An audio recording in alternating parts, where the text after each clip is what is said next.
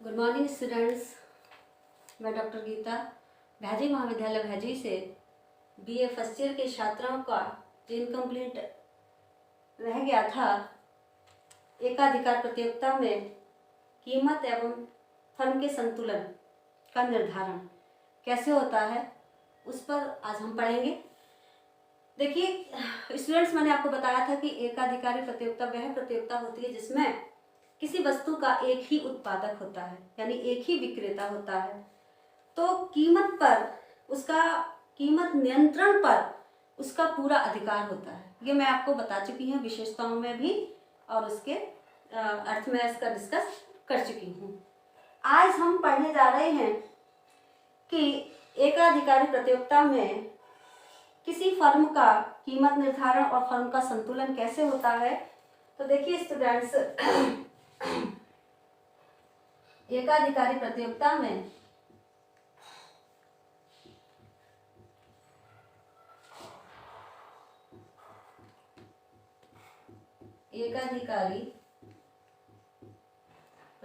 में कीमत निर्धारण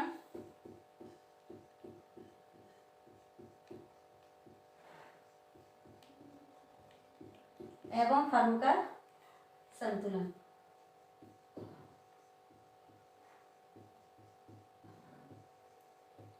फर्म का साम्य या संतुलन। ओके स्टूडेंट्स, एकाधिकारी प्रतियोगिता में कीमत निर्धारण एवं फर्म का साम्य। तो देखिए स्टूडेंट्स कि कीमत निर्धारण और फर्म के साम्य की दो विधियां हैं, है ना। जैसे कि मैंने बताया था पूर्ण प्रतियोगिता में भी दो विधियां थी, एक कुल आगम और कुल लागत व्यय विधि, है ना, और दूसरी है सीमांत लागत और सीमांत आगम द्वारा कीमत निर्धारण एवं फर्म का संतुलन। तो देखिए सबसे पहले यहाँ पर हम देखेंगे कि कुल आगम और कुल व्यय रीति के द्वारा कैसे कीमत निर्धारण होता है, यानी टोटल हिंदी में लिख देती हूँ बच्चों।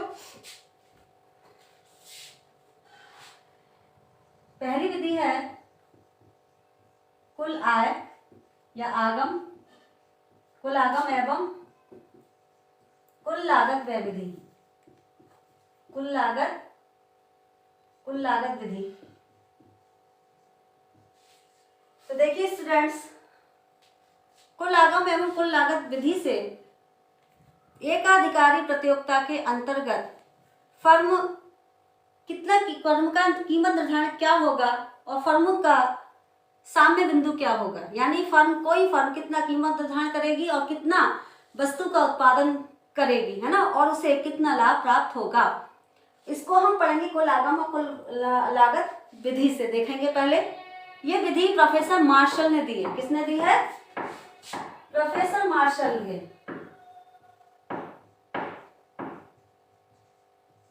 ये विधि दी है प्रोफेसर मार्शल ने। इन्होंने क्या बताया है कि देखिए हम एक डायग्राम से समझेंगे इसको। ये हमारी ओ एक्स रेखा है और ये हमारी ओ वाई रेखा है, ठीक है। ये ओ एक्सिस है और ये ओ वाई एक्सिस है, ओके। यहाँ पर हम उत्पादन की मात्रा दिखाएंगे, यानी ओ एक्स अक्ष पर उत्पादन की मात्रा, ओके स्टूडेंट्स। और हम ओ वाई एक्सिस पर कुल आगम और कुल लागत को दिखाएंगे। कुल आगम और कुल लागत। I hope are you understanding? Okay. देखिए स्टूडेंट्स, यहां पर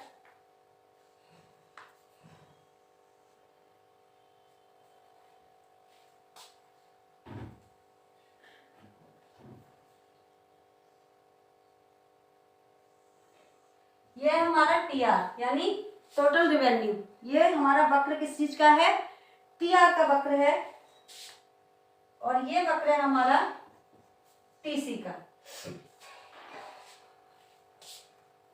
हम इसको भी थोड़ा और आगे कर लेते हैं। तो देखिए स्टूडेंट्स कि कोई भी फर्म ठीक है। हम ये देखेंगे कि हमारे जो कट पॉइंट है वो कौन कौन से हैं। एक तो ये है, ओके, और एक कट पॉइंट है हमारा ये, ठीक, ये है हमारा M1 और ये है हमारा M2, ओके।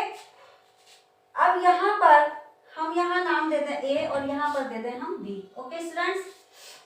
देखिए अब अगर हम ये कहें कि जहाँ पर TC और TC रेखा TR को काट रही है तो उतना उत्पादन करेगी, तो ये चीज जो है पॉसिबल नहीं है। क्यों?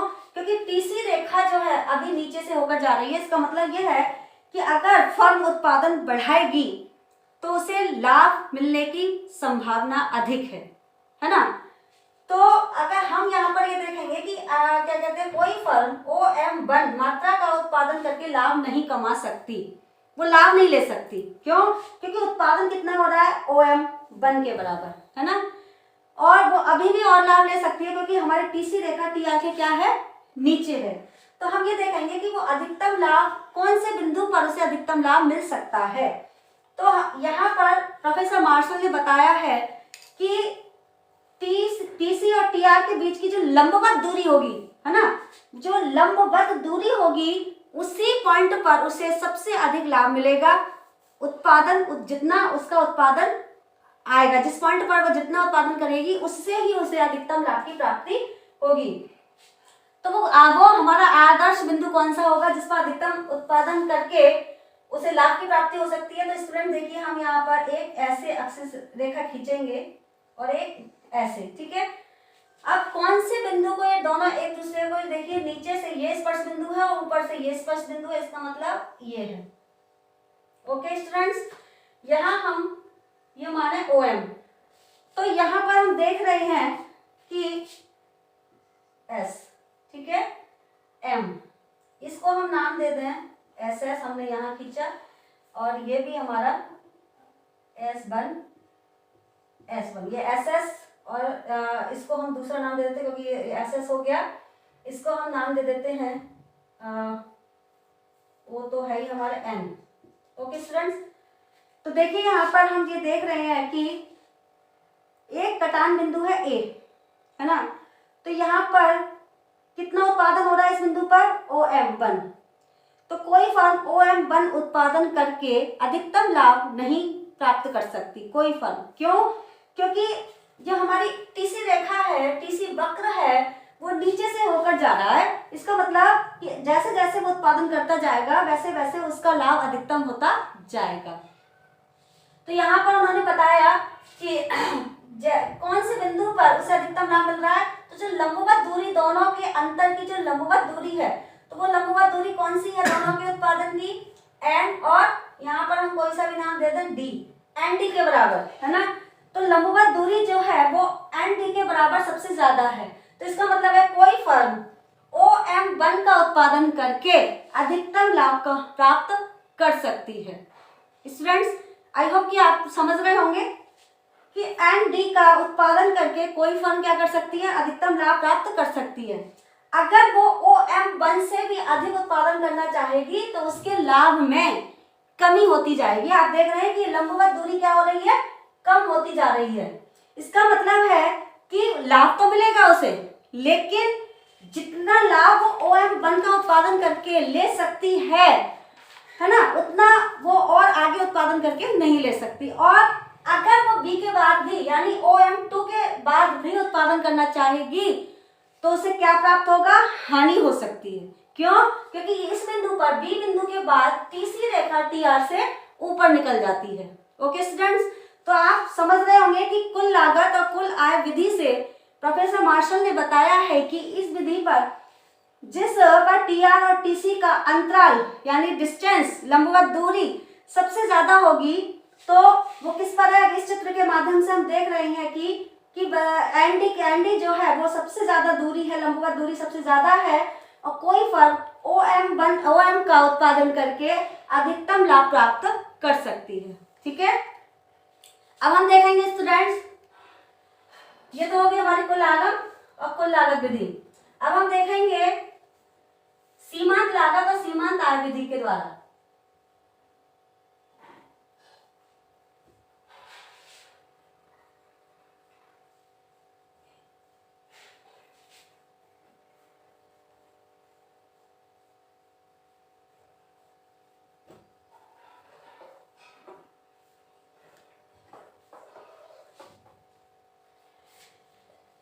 देखिए बच्चों, सीमांत आगम और सीमांत लागत व्यय विधि एवं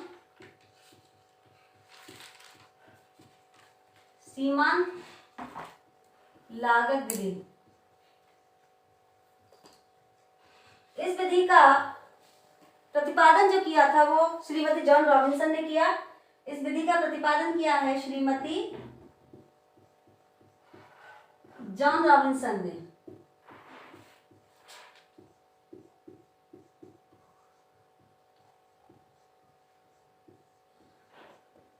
ओके स्टूडेंट्स, इस विधि का प्रतिपादन किसने किया है? श्रीमती जॉन रॉबिन्सन ने।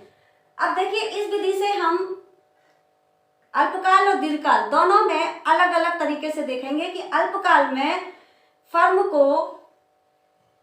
जो है वो कितना कीमत निर्धारण कर सकती है, कितने वस्तु की मात्रा का उत्पादन करके अधिकतम लाभ कमा सकती है। ओके स्टूडेंट्स, कहाँ पर कीमत निर्धारण होगा और किस पॉइंट पर वो अधिकतम उत्पादन करेगी।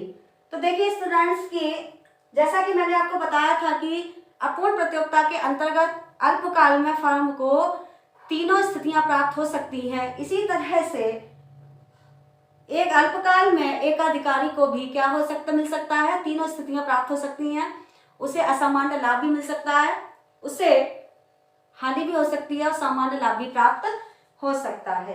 क्यों? क्योंकि अल्पकाल एक इतना छोटा समय होता है कि मांग के अकॉर्डिंग पूर्ति को बढ़ाना संभव नहीं हो पाता है ना, क्योंकि एकाधिकार में या किसी भी प्रतियोगिता में अल्पकाल इतना शॉर्ट टर्म पीरियड होता है, इतना छोटा समय होता है कि उसमें केवल स्थिर साधनों को स्थिर रखकर परिवर्तनशील साधनों की मात्रा को बढ़ाकर ही उत्पादन किया जा सकता है। तो जब हम पूरे प्लांट के आकार को चेंज नहीं कर सकते और केवल हम परिवर्तनशील साधनों की मात्रा को, जो वेरिएबल हमारे साधन है, उनको मात्रा को बढ़ाकर ही हम उत्पादन कर सकते हैं, हम प्रोडक्शन कर सकते हैं, तो उसमें हमें तीनों स्थिति यानी फर्म को तीनों स्थितियां प्राप्त होने की संभावना रहती है। तो देखेंगे स्टूडेंट्स कि अल्पकाल में असामान्य लाभ की स्थिति कैसे होती है।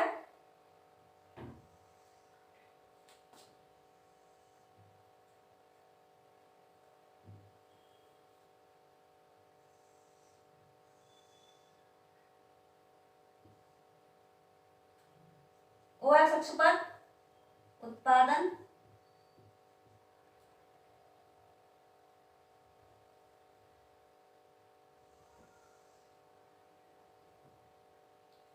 OY अक्ष पर सीमांत लागत, सीमांत आय यानी शॉर्ट में लिख देती हूं मैं, बहुत बड़ा हो रहा है, MR MC AR और AC।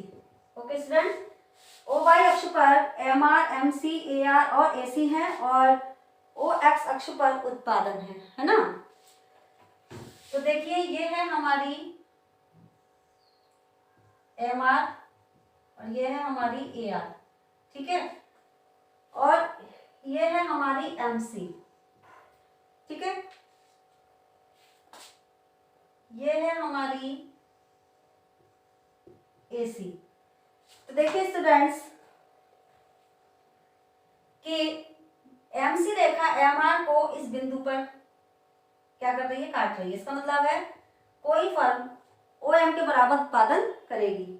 MC रेखा MR को बिंदु E पर काट रही है, जिसका मतलब क्या है कि एक एकाधिकारी फर्म अल्पकाल में OM उत्पादन करेगी। चूंकि AR अगर हम यहां से मिलाते, चूंकि AR जो है वो हमारा ये है, यहाँ पर है, ऊपर है MR के, तो अगर हम इसको सीधी रेखा से इसको हम मिलाएंगे तो ये आ गया। तो किसी वस्तु की कीमत कितनी निश्चित होगी? P के बराबर। कितनी निश्चित होगी? PM के बराबर, ठीक।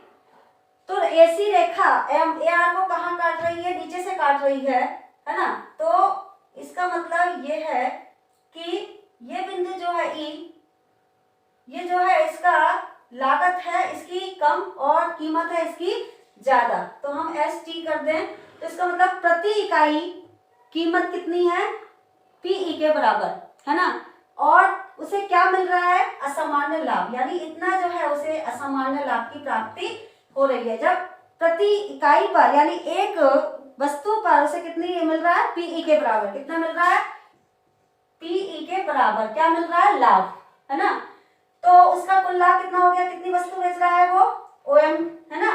अगर हम इसको गुणा मल्टीप्लाई कर दें ओएम से, तो हमारा क्या निकल के आ जाता है, बराबर आ जाता है पीई टी एस, है ना। तो इतना क्षेत्र जो है वो असामान्य लाभ का मिल रहा है। इसका मतलब यह है कि जब यानी अल्पकाल में एक फर्म को क्या मिल सकता है, असामान्य लाभ प्राप्त हो सकता है, कब, जब क्या होती है कि एसी रेखा ए आर को नीचे से काटती है, यानी ए आर ऊपर होता है और एसी नीचे होता है, औसत लागत औसत आय से कम होती है, तो उस स्थिति में एकाधिकारी को क्या मिलता है, असामान्य लाभ मिलता है। ओके स्टूडेंट्स, अब हम देखेंगे कि उसे हानि कब होती है। तो देखिए स्टूडेंट्स, उसे हानि कब होगी,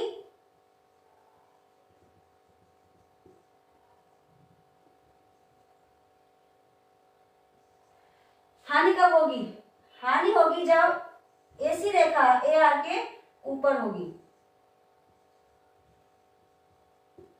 M R A R M C और एसी।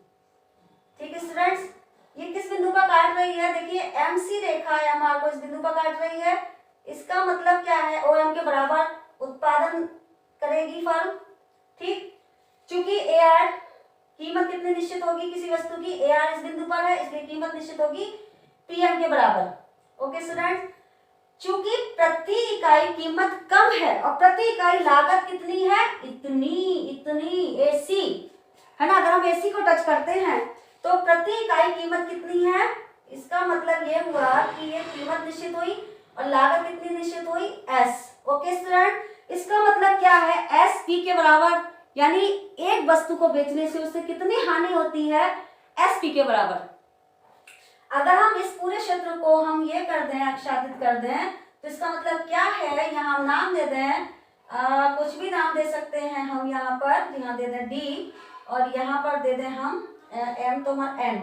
ठीक है, तो स्टूडेंट्स उसे जब एसपी एक वस्तु को बेचने से एसपी के बराबर क्या मिलता है, उसे हानि मिलती है, तो टोटल ओएम की मात्रा अगर वो बेचेगा तो कितनी हानि होगी उसे, बराबर डी एस पी एन, यानी इतने क्षेत्र के बराबर, इस पूरे क्षेत्र के बराबर से क्या मिलेगा, हानि की स्थिति प्राप्त होगी। ठीक है, ओके स्टूडेंट, लगता है कि आपकी समझ में आ गया होगा, क्योंकि ऐसी रेखा ए आर के क्या है, ऊपर है, और वस्तु की कीमत कहाँ निश्चित होती है, जहां पर ए आर रेखा को वो टच करती है। तो ए आर रेखा एम सी रेखा एम आर को ई बिंदु पर काट रही है। अगर हम इसको सीधे ले जाएं तो ए आर रेखा यहाँ पर है पी बिंदु पर, इसका मतलब है कि किसी वस्तु की कीमत जो होगी वो पीएम के बराबर होगी, है ना, और उसकी लागत कितनी है, उसी पर वस्तु लागत है उसकी कितनी, एस पी के बराबर, यानी लागत ज्यादा है और इसकी कीमत कम है। तो जब कीमत कम है, लागत ज्यादा है, तो क्या होगी, डेफिनेटली उसे क्या होगी, हानि होगी। तो कि स्टूडेंट, ये हुआ हानि की स्थिति कि उसे हानि भी उसे झेलनी पड़ सकती है, हानि भी उसे उठानी पड़ सकती है। अब आते हैं स्टूडेंट्स कि उसे सामान्य लाभ कब प्राप्त हो सकता है। तो देखिए स्टूडेंट्स, उसे सामान्य लाभ की प्राप्ति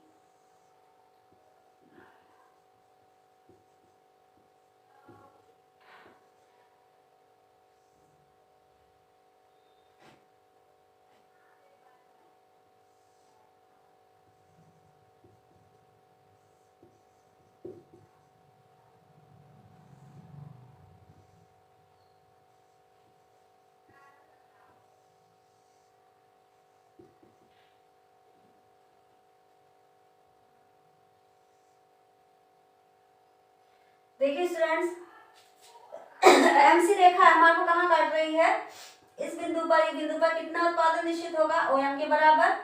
क्योंकि जितनी कीमत है उतनी ही क्या है, उसकी लागत है। यानी ऐसी रेखा ए आर को क्या कर रही है, किस बिंदु पर टच कर रही है, इस बिंदु पर टच कर रही है, पी पर। तो इसका मतलब क्या है कि जितनी कीमत है उतनी ही उसकी क्या है, आय है। तो इसका मतलब है कि उसे प्रति एक वस्तु को बेचने से ना तो हानि है और ना ही लाभ है। तो ये कैसी स्थिति है, ये है सामान्य लाभ की स्थिति, ये है सामान्य लाभ की स्थिति। क्यों? क्योंकि इस बिंदु पर क्या कहते हैं, एक वस्तु को बेचने से क्या मिल रहा है, जितनी लागत है उसकी उतनी ही क्या है, उसकी आय है ना। तो किसी वस्तु का क्या निश्चित हुआ अल्पकाल में, ओएम उसकी मात्रा, उत्पादन की इतनी मात्रा करेगा, और है ना पी एम के बराबर कीमत रखकर है ना वो क्या करेगा, सामान्य लाभ ही प्राप्त करेगा। क्यों? क्योंकि ऐसी रेखा ए आर को पी बिंदु पर टच कर रही है। तो इसका मतलब है कि एक वस्तु की कीमत जितनी है उतनी ही एक वस्तु की लागत है। तो जब लागत और कीमत बराबर होती है तो उसे केवल सामान्य लाभ प्राप्त होता है, यानी ना तो उसे हानि होती है और ना ही उसे बहुत ज्यादा लाभ होता है, उसे केवल सामान्य लाभ की प्राप्ति होती है। तो स्टूडेंट्स, ये हुआ अल्पकाल में एकाधिकारी प्रतियोगिता के अंतर्गत एक फर्म का संतुलन। हमने दोनों विधियों से पढ़ लिया। हमने कुल लागत और कुल आय विधि से भी हमने देखा कि एक फर्म का साम्यक यहाँ पर होता है, कैसे होता है, कीमत का निर्धारण कैसे होता है। और हमने सीमांत आय और सीमांत लागत से भी अल्पकाल में देखा कि एक फर्म को लाभ, हानि और असामान्य लाभ कैसे प्राप्त हो सकते हैं। अब हम देखेंगे कि दीर्घकाल में, हम नेक्स्ट टॉपिक में अब देखेंगे कि दीर्घकाल में फर्म को क्या लाभ प्राप्त हो सकते हैं, क्या हानि प्राप्त हो सकती है, हम देखेंगे नेक्स्ट में। ओके स्टूडेंट्स, कल मिलेंगे।